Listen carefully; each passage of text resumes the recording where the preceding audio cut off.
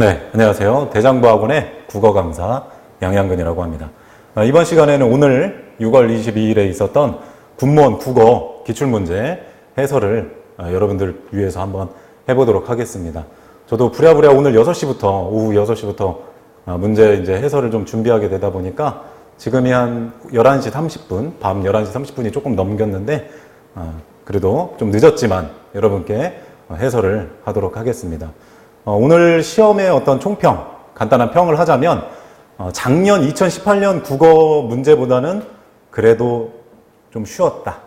18년에 비하면. 그래서 문제 유형 자체는 2017년도하고 조금 비슷하다라고 생각이 되고, 역시나 어려운 문제, 우리 수험생분들이 보기에는 어려운 문제는 당연히 있기 때문에 쉬운 분들한테는 쉽고, 그리고 어렵게 생각하는 분들에게는 어려운 문제였다라고 이해하시면 되겠습니다.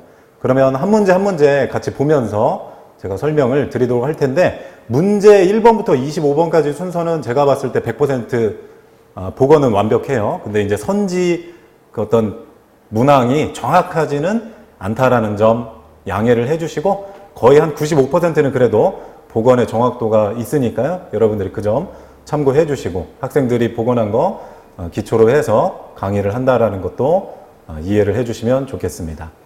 자, 그러면 전반적으로 문제 전체적으로 어떻게 나왔는지 한번 보도록 할게요.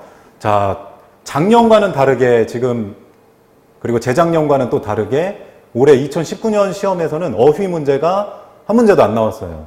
자, 어휘라고 하면 우리가 고유어, 관용어, 속담인데, 그 중에 이제 고유어가 사실 학생들이 굉장히 어려워하는 부분인데 아예 올해는 한 문제도 안 나왔습니다. 자, 그 다음에 이제 문법. 2017년이든 2018년이든 해마다 품사는 한 문제씩 나왔기 때문에 올해도 품사 정도는 나올 법했지만 여러분들도 보신 것처럼 품사 문제가 나오지가 않았어요. 그래서 문법에서도 딱 한 문제, 높임법. 주로 많이 나오던 문제 유형이죠. 높임법 문제가 하나 나왔고요. 자, 그 다음에 이제 고전 문법은 역시나 3년 연속 용비어 첨가가 문제로 나왔습니다.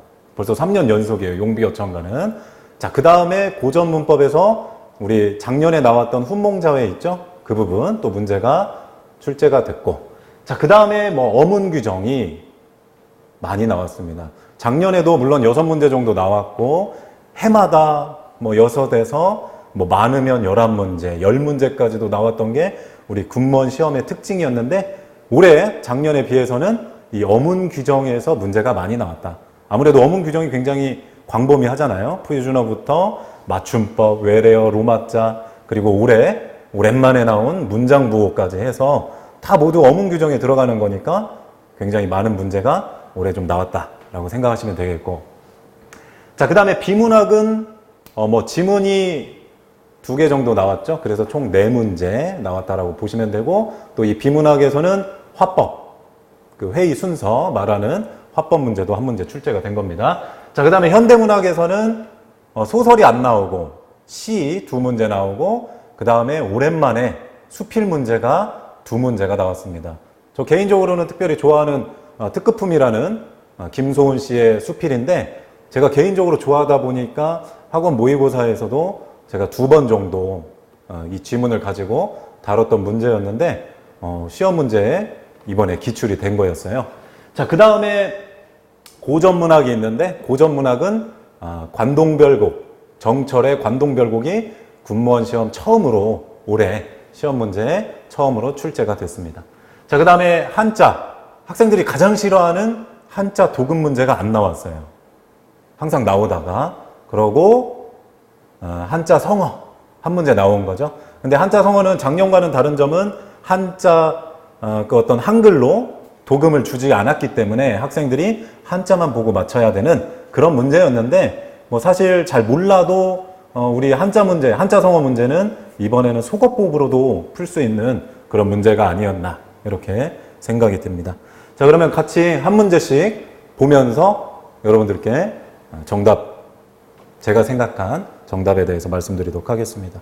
먼저 1번 문제요. 1번 문제 원래 품사가 주로 많이 나오거나 맞춤법이 나오는데, 올해 품사가 안 나오다 보니까 이렇게 맞춤법 문제가 1번에 나왔는데요.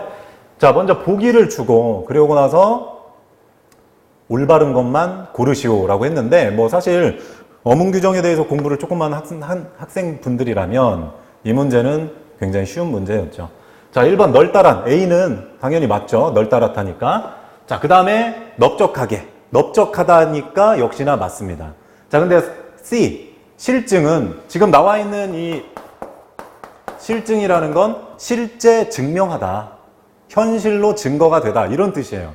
그렇기 때문에 지금 여기 나와 있는 C도 뭐 사실은 그냥 단어 자체로만 보면 맞지만 저게 이제 저렇게 단어만 나온 게 아니라 문장에서 나왔기 때문에 저 실증이 아니라 문맥에서 정답을 고르는 문제였죠. 그래서 뭐 하기 싫다, 뭐 억지로 이런 의미가 있었기 때문에 C에서 올바른 표준어는 이렇게 실증이 정답인 거죠. 그래서 여기에서는 C가 틀린 거예요.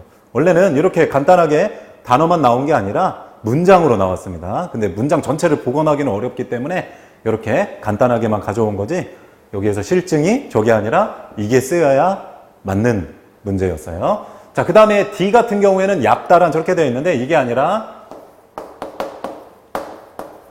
기본형이 얇다랗다죠. 기본형이 얇다랗다니까 당연히 활용을 하면 저렇게 되는 게 아니라 얇다란 이렇게 돼야 정답이 되겠죠. 그러니까 D도 틀렸어요. 그러면 E는 맞는 거니까 정답은 3번에 있었던 A, B, E 3번이 정답이었습니다. 자, 그 다음에 2번 문제로 가니까 바로 고전문법 문제가 나왔어요.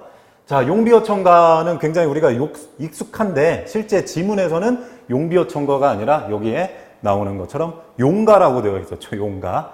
그래서 이게 처음 본 친구분들은 용가 뭐야 이럴 수도 있긴 한데 뭐 과일도 아니고 근데 용가라는 건 용비어천가를 부르는 다른 이름이기도 해요. 그래서 이번에는 이렇게 용가 나왔는데 뭐 용비어천가 2장은 워낙 유명한 장이잖아요. 그러다 보니까 아무래도 학생들이 용비어천가라는 걸 알 수 있는 건 너무나 쉬운 문제였죠. 자, 근데 공통의 속성을 물어보는 거였어요. 용비어천가 3장을 주고요. 자, 밑줄만 저희가 확인을 하겠습니다. 먼저 2장에서는 깊은, 그 다음에 꽃, 그 다음에 깊은 이렇게 3개의 밑줄이 그어져 있었고요. 자, 그 다음에 용비어천가 34장에서는 깊고 높고, 자, 그 다음에 용비어천가 84장에서는 못과 입 이렇게 밑줄이 그어져 있었습니다. 그러면 이걸 통해서 우리가 알 수 있는 공통적인 속성은 뭐냐? 그렇다면 정답은 종성, 부용, 초성 2번이 되는 건데요. 그 이유는 왜 그러냐면 지금 2장에 나와 있는 것처럼 저렇게 깊은 저건 연음이 된 거예요. 그러니까 원래는 받침이 피읍이었던 거죠. 그게 연음이 된 거니까요. 그러니까 저걸 통해서도 우리는 종성, 부용, 초성이라는 걸 확인을 할 수가 있는 거고요. 그 다음에 용비어천가 34장은 그대로 받침을 지금 피읍을 쓰고 있습니다. 근데 우리가 훈민정음 배울 때 팔종성법에 대해서 배웠어요. 그러면 팔종성법이라는 건 뭐냐면 종성이라는 건 받침이죠, 받침. 고전문법에서 받침을 8개로만 한다. 이런 뜻이거든요. 그러니까 8개로만 한다고 했는데 그 팔종성법 안에는 피읍이 없죠. 피읍이 들어있지 않습니다. 근데 지금 용비어천가는 받침으로 뭘 쓰고 있다. 84장 입에서도 확인이 되듯이 피읍을 쓰고 있는 거예요. 자, 여기에서 우리가 확인할 수 있는 건 뭐다? 월인청광지곡, 그 다음에 용비어천가. 이 두 작품에서는 팔종성법을 따르지 않고 피읍이나 지읒, 치읒 같은 거를 받침으로 사용하는 걸 확인할 수가 있다는 거죠. 그렇기 때문에 이 용비어천가에 나타난 지금 밑줄 그어진 곳에서 우리가 확인할 수 있는 거 지금 꽃에도 지금 지읒에도 받침을 쓴 것처럼 우리가 확인할 수 있는 건 뭐냐? 팔종성법을 따르지 않고 뭘 쓴다? 종성, 부용, 초성을 따른다라는 걸 지금 이걸 통해서 확인할 수 있는 거예요. 종성, 그러니까 이 말은 무슨 말이냐면 받침을 새롭게 만들지 않고 부용, 다시 쓴다. 어떤 걸? 초성에 썼던 걸. 그럼 초성은 뭐가 있냐면 우리 고전문법에서는 17자가 초성이에요. 그 초성에는 지금 피읍, 지금 곳에 있는 것처럼 지읒도 들어가 있죠. 그렇기 때문에 팔종성법을 따르지 않고 피읍과 지읒을 쓰는 이례적으로 우리 월인청광지곡, 용비어천가 두 작품에서는. 그래서 그걸 통해서 알 수 있는 건 종성, 부용, 조성. 그래서 정답은 2번이 되는 거죠. 그래서 뭐 그런 문제였습니다. 이 문제도 역시. 자, 그 다음에 3번 문제. 자, 준말. 자, 준말에 대해서 물어본 건데, 자, 뭐 선지는 4개가 있었지만 복원은 제가 2개만 해놨고요. 뭐 학생분들이 헷갈려 하는 것만 하나만 더 품종이어요. 이 부분만 지금 실어놨다고 보시면 되겠어요.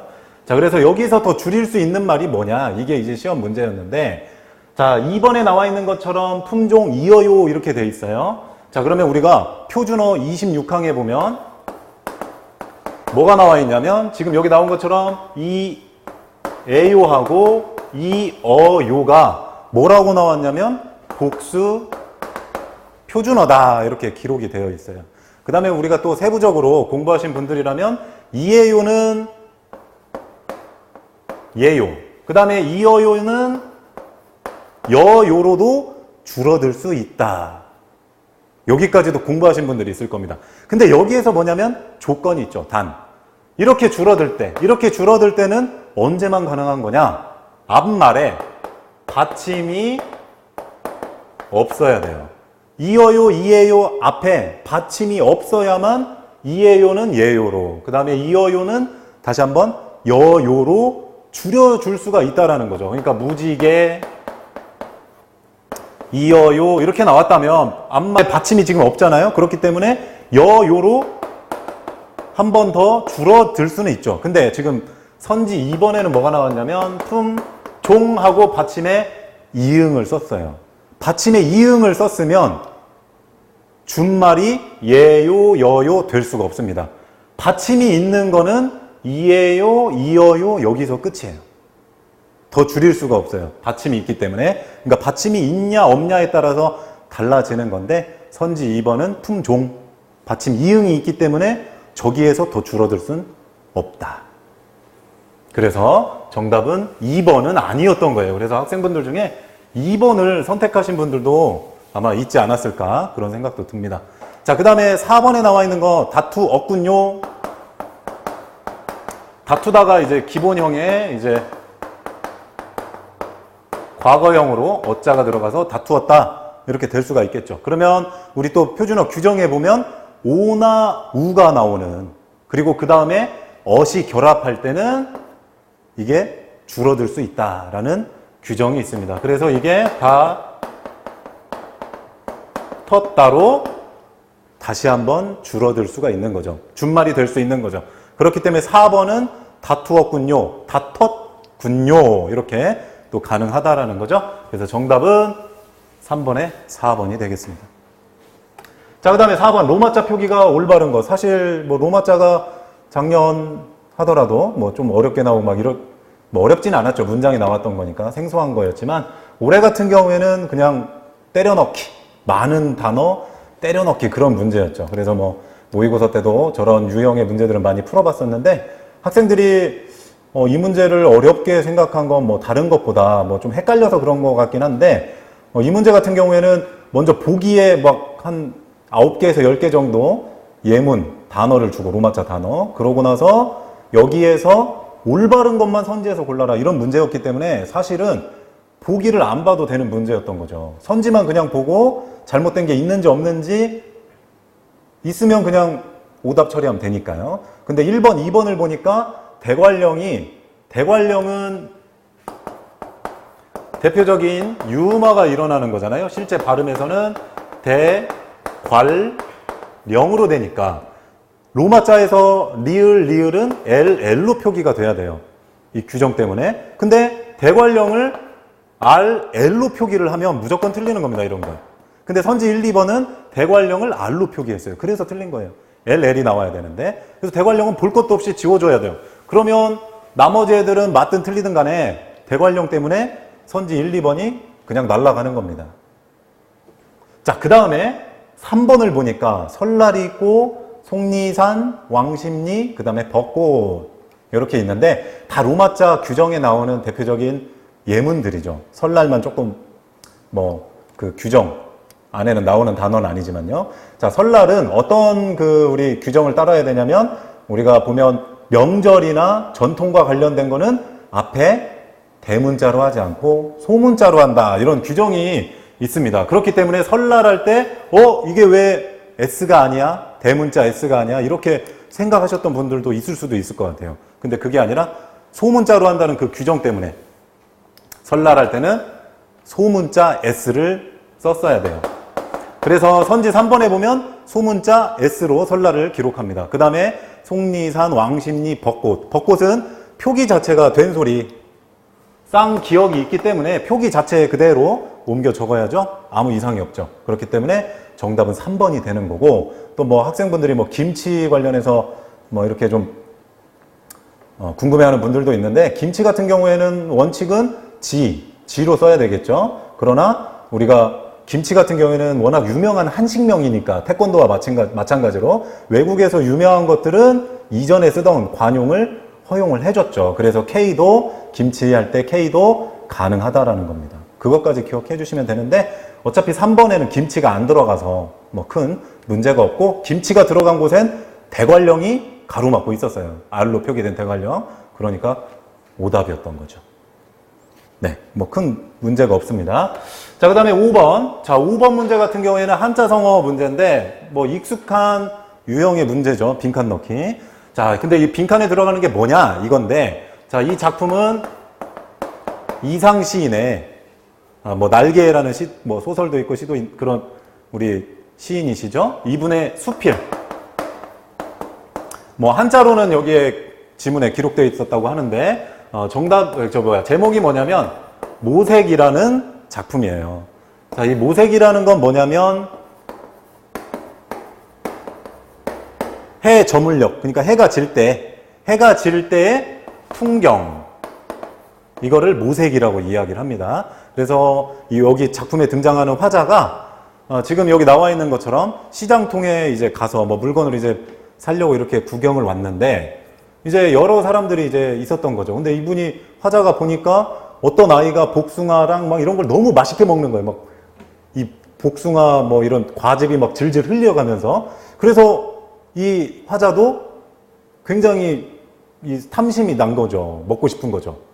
그래서 계속 이제 보고 있는데 한 노파가 있었던 겁니다. 여기 나오는 것처럼. 그래서 노파는 한 푼이라도 더 돈으로 바꾸고 싶은 그 마음이 있어가지고 가만히 서 있는 화자를 보고, 그러니까 먹고 싶어서 막 짐질을 흘리는 것 같은데 안 사니까 지금 여기 나와 있는 것처럼 하나쯤 먹어보는 것도 좋다. 그리고 한번 사봐라. 그리고 먹음직하거든. 이 과일이 지금 먹음직하거든. 제발 좀 사달라고 얼굴은 울음반, 웃음반이다. 이렇게 되어 있어요. 그러면 이 빈칸에 들어갈 수 있는 건 뭐 있겠어요? 물론 앞에가 잘렸기 때문에 정답을 찾기는 뭐 아주 쉬운 건 아니었지만, 지금 여기 나와 있는 먹음직하거든. 그러니까 상인이 볼 때, 노파인 이 어르신이 볼 때 화자가 굉장히 먹고 싶어 하는 거죠, 이 과일을. 왜냐하면 그 전에 어린아이가 막 과즙 질질 흘려가면서 그걸 보고 또 화자가 그 전에 과일 맛을 살짝 봤어요. 살짝. 그러니까 굉장히 놀랬거든요. 왜 이렇게 맛있나 싶어가지고. 그러니까 여기에 들어가는 건 어떤 탐심, 욕심, 음식을 먹고 싶어 하는 그런 뜻의 한자 성어가 들어가면 정답이 되겠죠. 자, 그러면 선지를 보니까 1번 같은 경우에는 소탐대실이죠. 소탐대실. 작은 것을 탐하다가 큰 것을 잃어버린다. 그죠? 빈대 잡으려다 초가 삼간 태운다. 그런 속담도 되는 거니까 소탐대실은 사실 여기에 들어갈 게 아니죠. 자, 그 다음에 2번 같은 경우에는 오매불망이에요. 오매불망. 자, 오매불망이라는 건 몹시 기다리는 거죠. 잊지 않고 기다리겠다. 이런 뜻이니까 여기에서 들어가는 것도 적절하지가 않아요. 자, 그 다음에 3번 같은 경우에는 십시일반. 그러니까 십시일반이라는 건 협동, 협심. 내가 하나 갖고 있지만 나누자. 그런 거잖아요. 협력이나 협심, 협동. 이런 걸 이야기할 때 우리가 십시일반이고요. 자, 그러면 정답이 들어갈 수 있는 건 4번밖에 없다라는 거예요. 4번 같은 경우에는 수연만장. 자, 수연만장인데요. 수연만장이라는 건 저 숫자가 들이울 수 또는 뭐 흘리다 이런 뜻이에요. 그 다음에 연자 같은 경우에는 침. 우리 입에서 나는 침. 그 다음에 만장은 그 흐른 침이, 수연이라는 건 흐르는 침이라는 뜻이니까요. 그러니까 흐르는 침이 만장, 만리 밖에, 그러니까 만이나 되는 거리만큼 쭉 뻗어난다 이런 뜻으로 뭔가 굉장히 먹고 싶어하는 그런 뜻에, 그래서 이렇게 좀 입에 이렇게 침이 고이는, 맛있어 보이니까 그런 뜻으로 쓰였기 때문에 이 문제 5번에는 정답이 수연만장이 되겠습니다. 그래서 1, 2, 3번은 사실 기출 고사성어니까 여러분들이 다 알고 계시는 그런 거기 때문에 속어법을 적용하셔서 푸는 분들도 많이 있었을 거예요. 그래서 4번을 정답으로 고르신 분들도 아주 잘하신 겁니다. 자, 그 다음에 6번 문제. 가장 어떻게 보면 혼란스럽게 만든 그런 문제가 아닌가 이렇게 싶은데 여기에서 먼저 한 가지 말씀드리고 싶은 건 이 문제가 지금 문제 6번에 지금 문지, 저 맨 위에 있는 퀘션이 정확하지가 않아요. 이게 지금 뭐 한국어로 기술하여 만든, 그 다음에 뭐 어떤 학생은 그 뒤에 여기에 뭐 이해라는 단어가 들어갔다. 그러니까 한국어로 만들어졌는데 뭐 사람들을 이해시키려고 만든 게 아닌 거, 한국어로 만들어진 것 중에 뭐 이런 말인지, 아니면 한국어로 기술해가지고 사람들한테 이해시키려는 목적으로 만든 게 아닌 거, 뭐 이렇게도 해석이 될 수 있어서 정확하진 않은데 이것만 가지고 정답을 고르기에는요.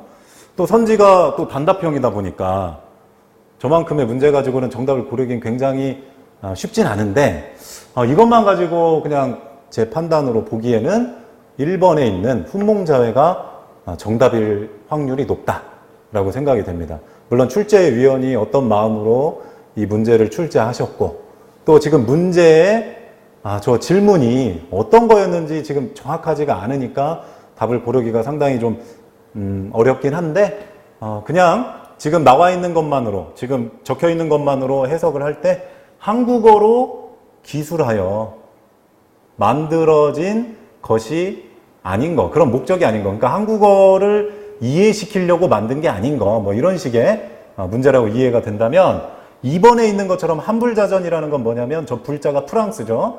그러니까 한국과 프랑스 어떤 그 대역사전, 그러니까 번역한 사전이라는 뜻인데 이거는 사실 프랑스 선교사들, 한국에 들어왔던 프랑스 선교사들이 우리말을 배우기 위해서 프랑스어로 만들어 놓은 거예요. 그러니까 우리 한국 사람들 공부해라 이런 게 아니라 해외 프랑스에서 한국으로 이제 들어오시는 분들이 한국말 잘 모르니까 그거 좀 더 빠르게 알게 하려고 한불자전이라는 걸 우리 국내 한국인들, 조선인들의 도움을 받아서 만든 사전이죠.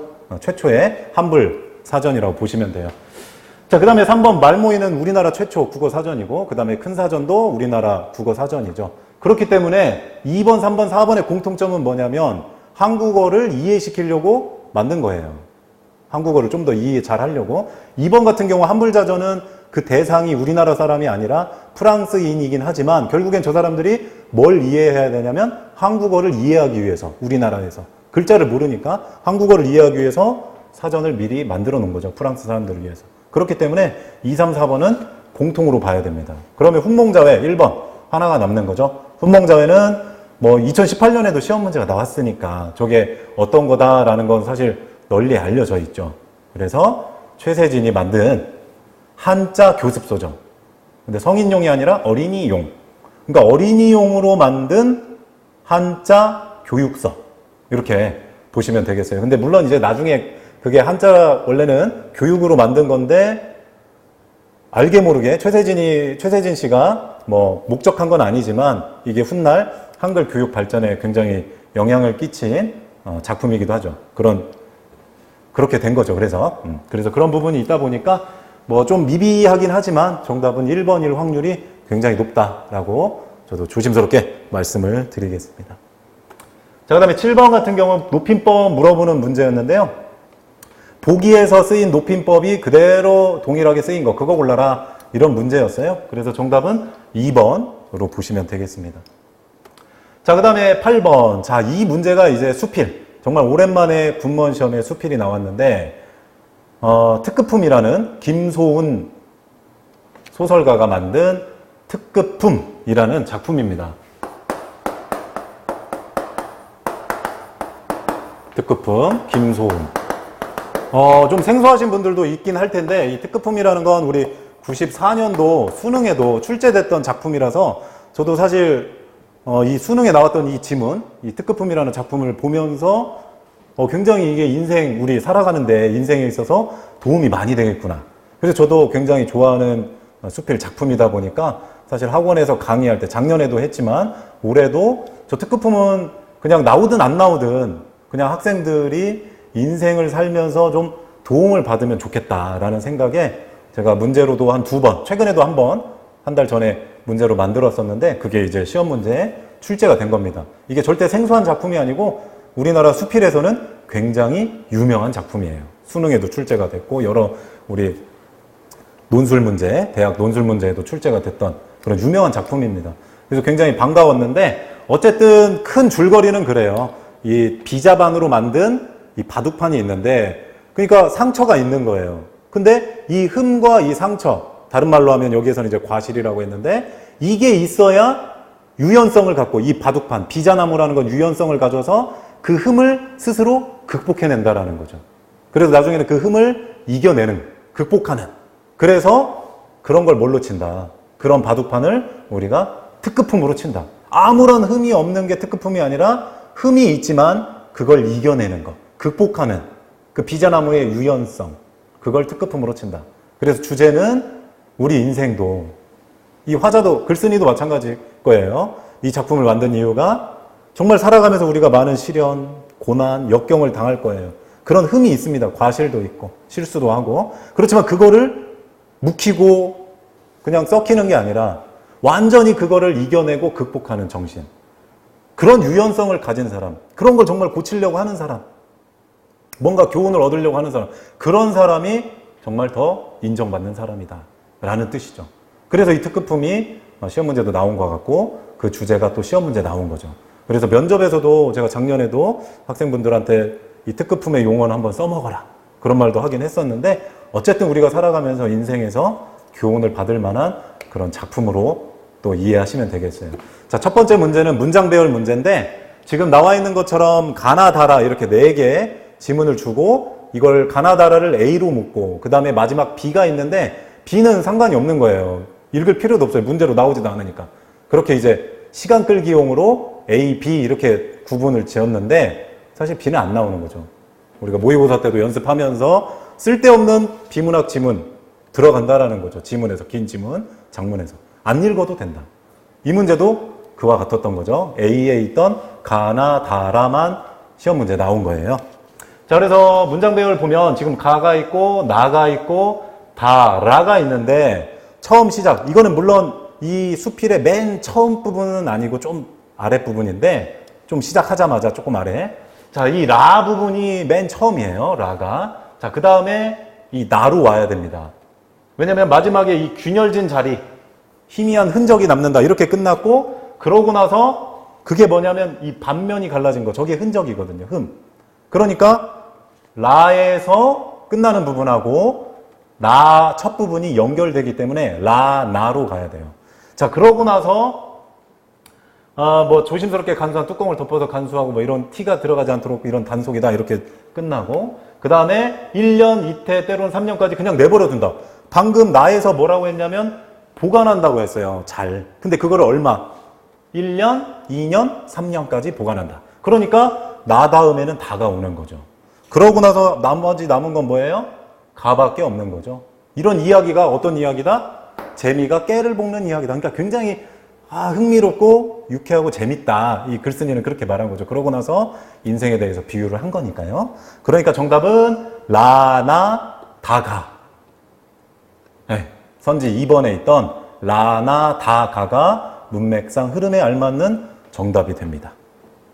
자, 그 다음 문제는 이제 주제 찾기 문제였죠. 근데 제가 아까 말씀드린 것처럼 과실을 극복해서 흠을 극복하면 유연성을 얻게 되고 그러고 나서 특급품이 된다. 정말 더 훌륭하게 성장할 수 있다. 성숙할 수 있다. 그게 이 작품의 주제죠. 그렇기 때문에 정답은 1번입니다. 그와 비슷한 건 정답이에요. 자, 그래서 1번밖에 없었습니다. 그런 내용은. 자, 그 다음에 띄어쓰기가 잘못된 거. 자, 문제 10번처럼 지금 띄어쓰기가 다 되어 있었어요. 부자간 띄어써 있고 그 다음에 재학 중 띄어써 있고 만난 지도에 띄어써 있고 보는 대만에도 띄어쓰기가 돼 있는데 지금 1번에 나와 있는 것처럼 간자는 붙였을 때도 있고 띄었을 때도 있는데 부자간은 붙였어야죠. 이처럼. 그래서 정답은 1번입니다. 자, 그 다음에 11번. 자, 표준어하고 비표준어 연결이 잘못된 거 이렇게 고르라는 건데 정답은 2번이죠. 자, 지금 잘못되어 있는 거예요. 개다리 밥상은 비표준어입니다. 비표준어. 그리고 개다리 소반이 표준어죠. 그러니까 위치가 지금 잘못된 겁니다. 위치가 개다리 밥상하고 개다리 소반. 자, 얘네들의 차이점은 뭐냐면 이 개다리 소반은 한자고 밥상은 이제 한글 이런 표준어인데 여기 규정은 한자를 표준어로 삼는다. 이렇게 되어 있어요. 고유어를 버리고 한자를 표준어로 삼는다. 그렇기 때문에 비표준어에 소반이 있으면 안 되고 한자인 소반이 표준어로 넘어가야죠. 이게 뒤바뀐 겁니다. 그래서 개다리 밥상이라는 건 이렇게 다리가 이렇게 개다리처럼 휘어져 있는 밥상. 이게 굉장히 작은 밥상이죠. 이 소반이라는 것 자체가 작은 밥상 이런 뜻이니까요. 그래서 정답은 2번이 잘못된 거예요.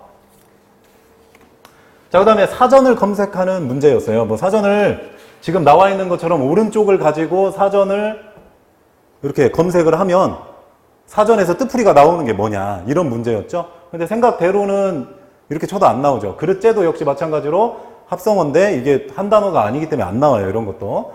그 다음에 3번 같은 경우에는 들리다를 치라고 하는데 들려주곤 저거는 할머니가 손녀한테 지금 문맥상 문장이 할머니가 손녀한테 어떤 이야기를 들려주곤 했다 이런 내용이었어요. 그렇기 때문에 이게 들리다가 아니죠. 그렇죠? 들리다는 이게 듣는 거, 리스닝을 말하는 건데 들려주고는 할머니가 하시는 거죠. 손녀한테. 그러니까 들리다가 아니죠. 저게 잘못된 거고. 그 다음에 4번 같은 경우가 정답인 거죠. 신신당부하다. 신신당부라는 말도 있고 신신당부하다도 우리 표준어로 검색이 되는 거죠. 그래서 정답은 4번이 되겠습니다. 자, 그 다음에 39항 규정에 틀린 것은 이렇게 나와 있었는데 지난주였나 지지난주였나 학원에서 우리가 문제풀이 모의고사 파이널 모의고사를 풀 때 이 39항 문제를 풀었었는데 공교롭게도 이 문제가 또 한 번 나왔네요. 자, 뭐 이거는 지 않다, 하지 않다 뭐 이런 줄어드는 지 않다냐, 치 않다냐 이게 줄어들 때 그걸 말하는 건데 4번 같은 경우에만 해당 사항이 없는 거죠. 4번 같은 경우. 4번 같은 경우에는 올곧지 않다. 이게 줄어드는 거니까요.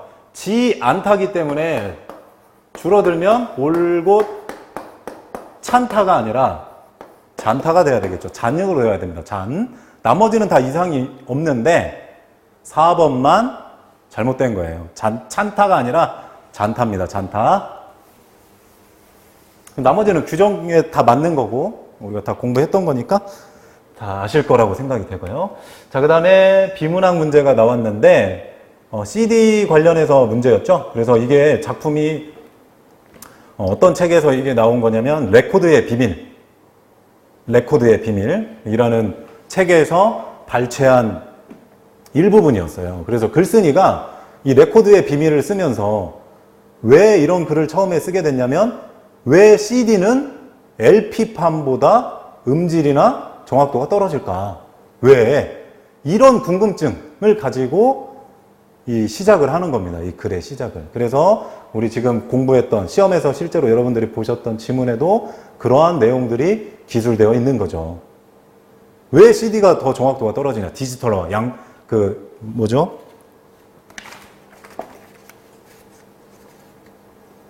양자와, 디지털화와 양자와 가청을 갖추면서 이 CD의 정확도가 완전하지 않다라는 거죠. 그래서 소수점 얘기도 하고. 자, 그런 내용이었는데, 보니까, 15번 같은 경우가 먼저 그런 문제였죠. 그래서 4번, 선지 4번에 보면, 나머지는 읽어보시면 여러분도 아셨겠지만, 큰 이상이 없었죠. 근데 4번 같은 경우에만 양자화는, 그러니까 다른 말로 하면 CD는, 디지털화는 소수점 한 자리까지 처리할 수 있다, 정확하게 처리할 수 있다, 이런 선지였는데, 실제 지문을 읽어보면 그러지가 않죠.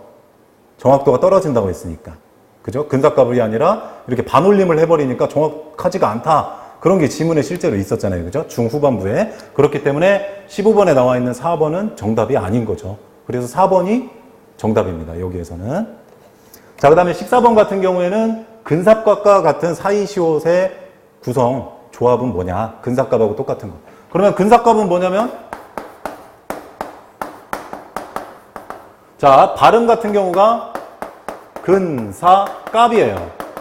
뒤에가 된 소리로 나는 거죠. 그렇기 때문에 이 된 소리가 날 때, 그리고 앞에가 뭐냐면 이게 한자어예요. 한자어 플러스 이 갑은 실제 우리 고유어죠, 고유어. 그렇기 때문에 한자어, 고유어의 결합이에요. 그래서 여기에 사이시옷을 넣어주는 게 이 근사갑의 조항이죠. 한자어, 고유어 결합인데 뒤에가 된 소리로 표기한다. 이거 찾으라는 거죠. 똑같은 거. 한자어, 고유어인데 뒤에가 된 소리. 똑같은 거 찾으라는 거예요. 자, 그러면 시냇물부터 보시면 시냇물이죠. 시냇물. 발음을 하면 시냇물이에요. 그러면 미음 앞에서 니은이 덧나는 거죠. 그리고 시내와 물은 무슨 관계예요? 고유어 플러스 고유어 관계고 니은 소리가 덧나는 거죠. 그렇기 때문에 근사갑하고는 아무런 상관이 없어요. 그래서 시냇물은 정답이 아니고, 조갯살 같은 경우 뒤에가 된 소리로 나네요. 그죠? 된 소리로 나는데 조개와 살은 뭐냐면 역시 고유어 플러스 고유어예요. 그리고 나서 된 소리 난다. 그래서 사이시옷을 넣어주는 거죠. 그러니까 근사갑하고는 아무 상관이 없습니다. 자, 그 다음에 전셋집. 자, 전셋집은 우리가 많이 공부했던 그런 건데, 자, 전세 플러스 집이죠. 그래서 전세 발음할 때는 집. 된 소리로 발음이 되네요. 근데 전세는 뭐냐면 한자어예요. 그 다음에 집은 고유어죠. 근데 뒤에가 어떻게 나요? 된 소리로 납니다. 그러면 근사갑하고 똑같은 거죠. 그래서 전셋집은 사이시옷이 들어가고, 전세로 끝나는 거, 전세로 시작하는 것 중에 끝에가 금가방으로 끝나는 거, 얘네들은 사이시옷이 들어가지 않는다. 그래서 전세금, 전세가, 전세방이죠.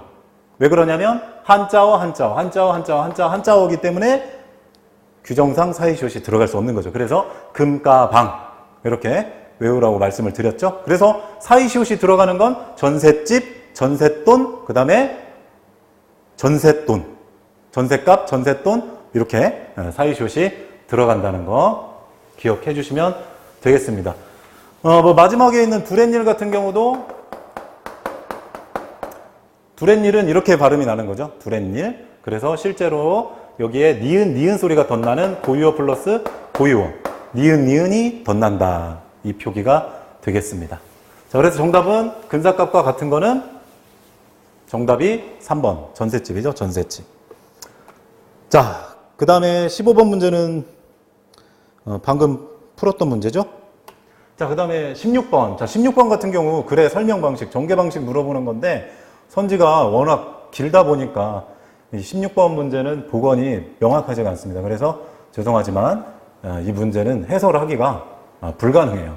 선지가 다 길다 보니까 정확하게 비문학 지문도 긴데 이 선지까지 길다 보니까 이 두 가지를 다 완벽하게 할 수가 없죠. 그래서 이 문제는 넘어가도록 하겠습니다. 자, 그 다음에 17번 띄어쓰기가 또 나왔습니다. 띄어쓰기가. 근데 뭐 띄어쓰기 문제 또 뭐 볼 수도 있겠지만 또는 이제 뭐 대자, 이 대자를 또 지금 물어보는 거로 봐도 되겠죠. 그러면 어쨌든 띄어쓰기로 나왔으니까 보시면 대가 여러분들도 뭐 공부하셔서 알겠지만 또 검색해 보시면 알겠지만 맨 처음에 장소나 또는 곳을 뜻하면 얘는 품사가 의존명사죠. 의존명사는 우리가 어떻게 해요? 띄어쓰기를 해야죠. 의존명사는 띄어쓰기를 해야 됩니다. 그래서 의존명사인 것만 찾으면 되는 거죠. 그러면 어떤 게 의존명사냐면 바로 1번. 어젯밤에 갔던 데요. 여기서 말하는 데가 뭐예요? 어젯밤에 갔던 곳, 갔던 장소를 말하는 거니까 여기에서 데는 의존명사를 말하는 거죠. 그래서 1번은 지금 붙여쓰기가 되어 있는데 붙여쓰면 안 되고 띄어쓰기를 해야 되는 문제죠. 그래서 1번이 잘못된 겁니다. 그리고 나머지는 과거를 나타내는 던자 뒤에서 어미로 활용되는 거니까 다 붙여 써야 되겠죠. 그래서 정답은 1번입니다. 자, 그 다음에 18번. 자, 아까 처음에 총평을 할 때 말씀드렸던 것처럼 정철의 관동별곡은 굉장히 유명한 문제라서 우리 수능에도 많이 나오고 내신, 고등학교 내신에도 너무 많이 나와서 학생들이 제일 싫어하는 작품 중에 하나인데 정철의 베스트 3 중에 지금 관동별곡이 하나 처음으로 나온 겁니다. 아마 군무원 시험 역사상 제가 생각할 때 제가 기억하기로는 군무원 국어 역대 문제 중에 정철의 관동별곡, 그 다음에 송미인곡, 사미인곡은 한 번도 나온 적이 없었거든요. 그래서 올해는 정말 나올 수 있었던 문제였는데 실제로 일부분, 굉장히 일부분만 지금 시험 문제 나온 거고 지금 보시는 범위는 금강산 비로봉, 그 비로봉에 대한 어떤 경치를 감상하면서 공자의 어떤 놀라움에 대해서 탄식하는, 감탄하는 그런 내용이라고 보시면 됩니다. 자, 현대어로 번역이 잘못된 거 골라라 이런 문제였네요. 자, 정답은 1번 가, 해석이 잘못됐다고 보시면 되겠습니다. 비로봉에 올라보니 그대는 누구이신가 이렇게 되어 있는데 비로봉 상상뒤에 올라보니 그니신고, 이게 그대는 누구냐 올라가 봤더니 너 누구야 이게 아니라 올라간 사람이 있었냐, 올라간 사람이 있으면 그게 누굽니까? 그러니까 아무도 없다 이거죠. 비로봉 저기 지금 상상도 가장 높은 봉우리에는 아무도 올라가지 않았기 때문에 저렇게 지금 선지 1번처럼 해석하면 잘못된 해석이 되는 거죠. 그래서 지금 마지막에 나오는 것처럼 오르지 못하겠거니 그냥 내려가는 것이 낫다. 뭐가 이상하냐 이런 말이 나오는 거죠. 안 올라갔기 때문에. 그래서 그렇게 흐름을 이해하시면 되겠습니다. 자, 그 다음에 19번 회의에 의한 심의 과정 가운데 그 과정이 올바른 걸 골라라 이런 문제였습니다. 자, 이 문제는 이제 비문학 화법에 이제 해당하는 문제인데요. 자, 먼저 회의를 하려면 지금 이제 앞뒤가 지금 잘렸다고 보시면 돼요. 맨 앞에 하고 맨 뒤에가 지금 잘렸는데 맨 앞에는 뭐가 있어야 되냐면 회의에 대한 계획가 있어야 돼요. 시작합니다. 이게 해야 회의를 시작하는 거죠. 자, 그러고 나서 계획을 한 다음에 뭘 해야 되냐면 오늘 회의할 내용들, 보고할 사항들에 대해서 제출을 해야 돼요. 그래야 그 회의 대표자가 의장이 읽어보겠죠. 그러고 나서 회의에 올리는 거예요. 그걸 뭐라고 하냐면 회부라고 합니다. 회의에 붙이다. 붙이다 우리 공부 많이 했잖아요. 그때 쓰는 거 회부. 회부하는 건데 이 회부를 다른 말로 하면 상정이라는 말을 쓰는 거예요. 회의에 올리다. 회부하다, 상정하다. 그래서 같은 말이고. 그러면 이 회의의 지금 안건에 대해서 지금 상정된 이 안건, 우리가 지금 오늘 회의하려고 하는 이 내용에 대해서 어떤 누군가가 발의를 했을 거예요. 제출을 했어요. 누가 이거 가지고 한번 우리 회의 좀 해보자. 이런 회의 안건을 건의한 사람, 건의자가 있을 거란 말이에요. 그러면 그 건의자에 대해서 뭐 해야 되냐면 그 다음에 이야기를 그 사람한테 들어봐야 돼요. 그래서 그 사람이 뭘 해야 돼요? 건의자가 내가 회의를 제안한 이유에 대해서 설명을 해야 됩니다. 그러니까 예를 들어 뭐 회의 내용이 오늘 회의가 예를 들어서 뭐 고등학교 학생들의 두발 뭐 자유화가 회의 내용이다. 우리 두발 자유 해야 되냐 말아야 되냐 학교에서. 뭐 이런 게 만약에 안건이었다면 누군가가 이거 한번 회의 한번 해봅시다. 요즘에 화두인데 이슈인데. 그러면 그 사람이 있을 거예요. 그 사람이 그러니까 설명을 해야 되는 거예요. 아무도 설명 안 하면 안 되니까. 그래서 설명을 해서 나는 두발 자유화가 뭐 어떻기 때문에 찬성한다, 반대한다 그 이야기를 하겠죠. 그러면 그 다음에 나오는 것처럼 뭐 해야 돼요? 자기가 설명했으면 참가자들한테 질의응답 Q&A를 들어야죠. 그죠? 왜 그거 발의했습니까? 뭐 이런 식이라든지 아니면 찬성을 이 건의한 사람이 찬성이라면 아니 그렇게 찬성해버리면 학생들이 이거 너무 두발이 뭐 자유롭지 않겠어요? 그러면 학교가 이게 안 될 텐데 이런 반대 의견이 또 질의응답이 올 거잖아요. 그렇기 때문에 질의응답을 거쳐야 돼요. 자, 그러고 나서 다 끝났으면 아무 이상이 없으면 찬반에 대해서 이제 토론을 계속 거치는 거죠. 그러고 나서 마지막에 표결.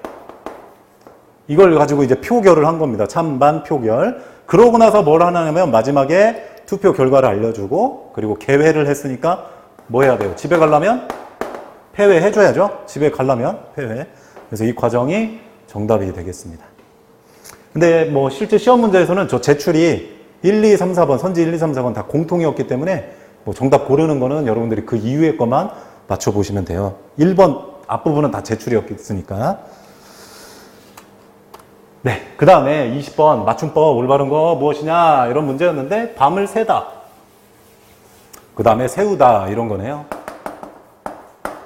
자, 새다라는 건 날이 밝아오다 이런 뜻이죠. 그러니까 새벽이 오다 이런 뜻이에요. 그냥 시간이 흘러가서 새벽이 오는 거 말하는 거고요.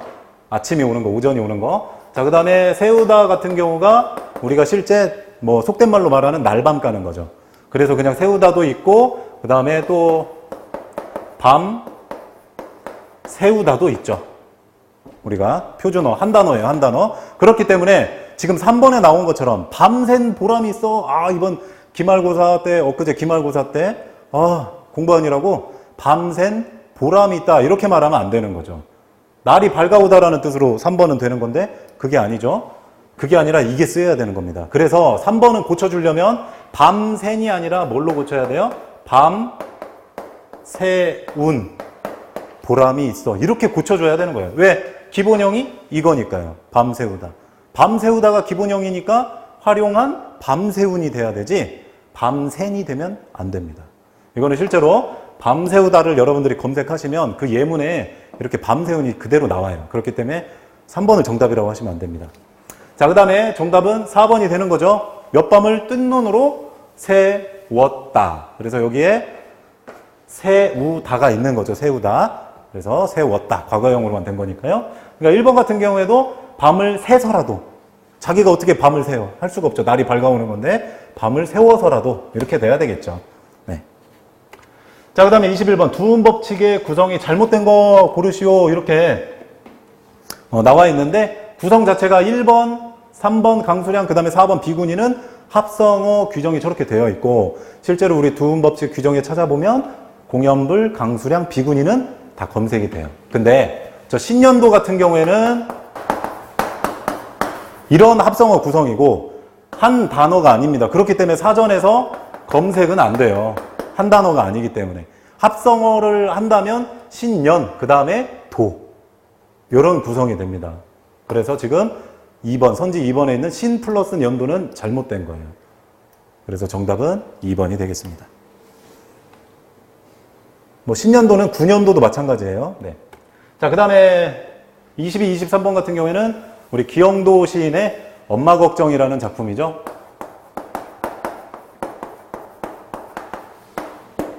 엄마 걱정. 뭐 실제 뭐 수업에서도 많이 다루었던 그런 문제니까 또 뭐 여러 학생분들이 다 익숙한 그런 시일 겁니다. 자, 어린 시절 화자가 가난했기 때문에, 굉장히 가난했기 때문에 시장에서 배추 파시던 어머니가 아침 일찍 나가서 저녁 늦게 들어오니까 이 가난했던 어린 시절 화자는 아무도 돌봐줄 사람이 없었어요. 그렇기 때문에 늘 혼자였던 거죠. 외롭고 쓸쓸하고 좀 무섭기도 하고. 그래서 자기를 뭐로 표현하냐면 찬밥이라고 표현을 합니다. 이렇게. 나는 찬밥처럼. 여기에서 나는 시적 화자죠. 어머니가 아니라. 그러니까 나는 찬밥처럼 아무도 나를 돌봐주지 않고 관심도 없고 어머니는 일찍 나가서 들어오시지 않으니까 혼자 너무 쓸쓸했던 거죠. 차갑고. 그래서 찬밥이라고 그렇게 시적 화자가 비유를 한 거예요. 그래서 22번에 나왔던 문제처럼 엄마의 고생, 고난을 상징하는 시어가 아닌 건 뭐냐? 그거는 정답이 찬밥이죠.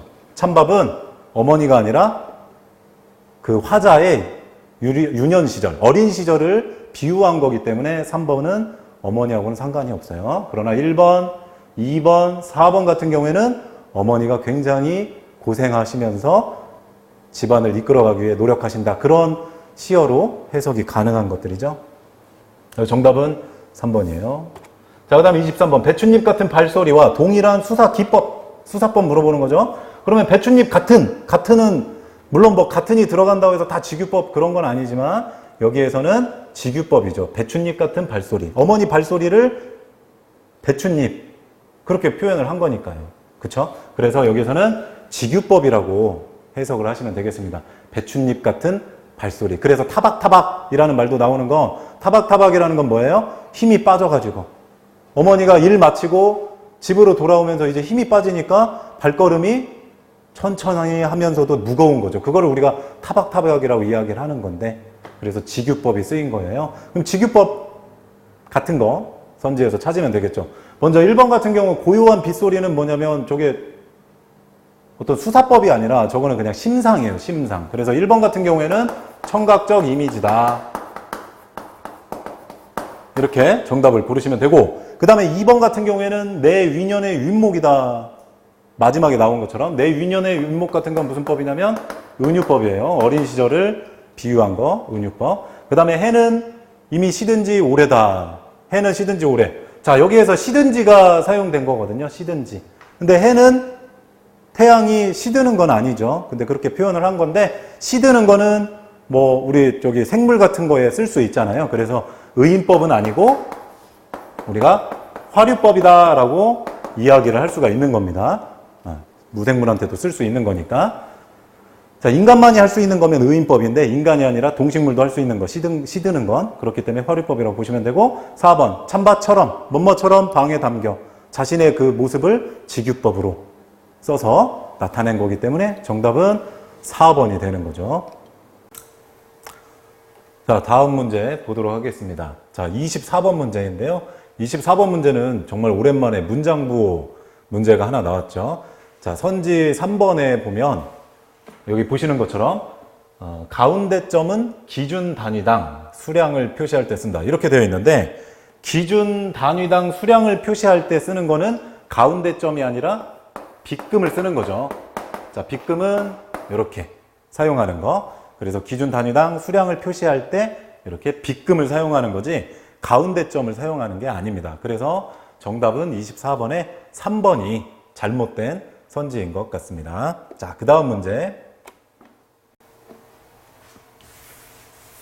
자, 현용, 현재 사용하는 24자모만 쓴다. 맞죠? 1항이니까. 그 다음에 2항 1우문 1기호. 그러니까 이거는 F는 피읍으로만 하자. 이런 말인 거죠. 자, 그 다음에 3번 같은 경우 받침은 가느다란 물방울인데, 이게 가느다란 물방울. 기역, 니은, 디귿, 리을, 미음, 비읍, 이응. 현대에서 사용하는 7종성법 이야기하는 건데, 이거는 외래어 받침이 아니라 저거는 우리가 음절 끝소리 규칙이죠. 음절 끝소리 규칙. 그러니까 우리 음은 발음 때 끝소리 받침으로 발음할 수 있는 건 저렇게 7가지죠. 가느다란 물방울. 그래서 외울 때 가느다란 물방울로 외웠죠. 그게 아니죠. 그래서 여기에서는 시옷이 지금 빠졌으니까 잘못된 겁니다. 잘못된 거예요.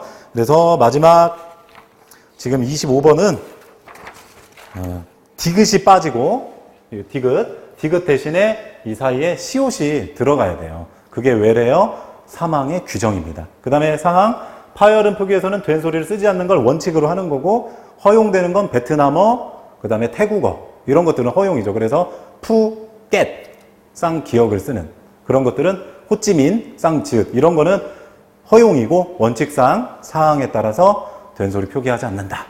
이게 정답이죠, 이것도. 자, 그래서 잘못된 건 25번에 3번이 되겠습니다.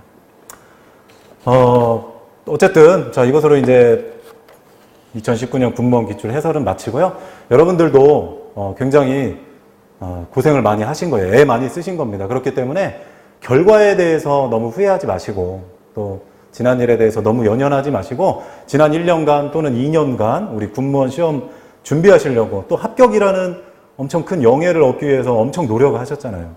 그래서 여러분들의 그런 노력을 잘 알고 있기 때문에 굉장히 애쓰셨다라는 말씀을 드리고 싶고, 자, 이제 7월 12일 그리고 7월 19일 날 필기 합격자 발표 전까지는 우리 고생하신 우리 수험생분들 다 좀 쉬시고, 또 여행 가실 분들은 또 조용히 또 친구들하고 가족들하고 여행도 가시고, 또 지금까지 못 만났던 또 하지 못했던 뭐 여러 취미 생활들 많잖아요. 여러분들 굉장히 자기를 절제하면서 그렇게 해오셨을 텐데, 이제는 이제 잊으시고 합격자 발표가 나오는 그 순간까지 좀 잘 리프레시 하시면 좋을 것 같아요.